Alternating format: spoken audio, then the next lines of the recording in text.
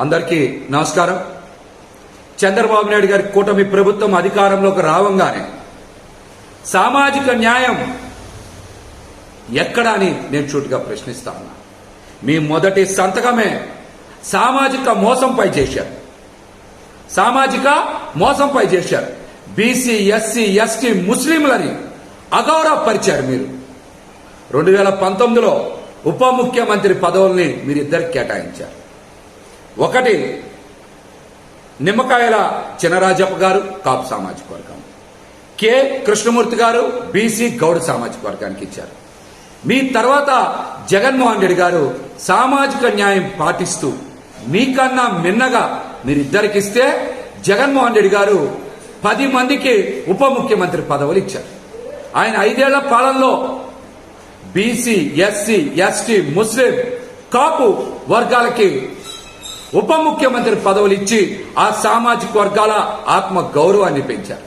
సామాజిక న్యాయం చేశారు. సోషల్ ఇంజనీరింగ్ లో ఆయన విప్లవాత్మకమైనటువంటి మార్పులు తెచ్చేటువంటి ప్రయత్నం చేశారు. మీరు అంతకన్నా మిన్నగా చేయాలి. కానీ బీసీ, ఎస్సీ, ఎస్టీ, ముస్లిం వర్గాలకి ఉప ముఖ్యమంత్రి పదవులు ఇవ్వకుండా కేవలం పవన్ కళ్యాణ్ గారికి మాత్రమే ఉప ముఖ్యమంత్రి పదవి ఇచ్చి బీసీలని, ఎస్సీలని, ఎస్టీలని, ముస్లింలని మీరు అవమానించిన మాట వాస్తవం. ఈ వర్గాలకి కేబినెట్ కూర్పులో ఉప ముఖ్యమంత్రి పదవులు ఎందుకు ఇలా?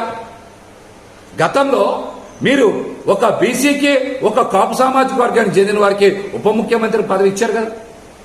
మీకన్నా మిన్నగా జగన్మోహన్ రెడ్డి గారు మరి 10 మందికి ఉప ముఖ్యమంత్రి పదవులు ఇచ్చారు. బీసీ, ఎస్సీ, ఎస్టీ, ముస్లింలని గౌరవించారు.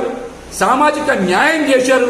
కానీ మీరు మాత్రం అధికారం చేపట్టినటువంటి మొదటి రోజే సామాజిక మోసం చేశారు.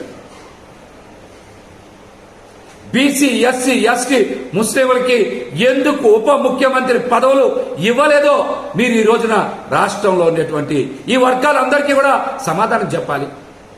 మీరు కష్టకాలంలో ఉన్నప్పుడు, మీ పార్టీల్ని మొయ్యాల్సి వచ్చినప్పుడు, మీరు ఇబ్బందుల్లో ఉన్నప్పుడు,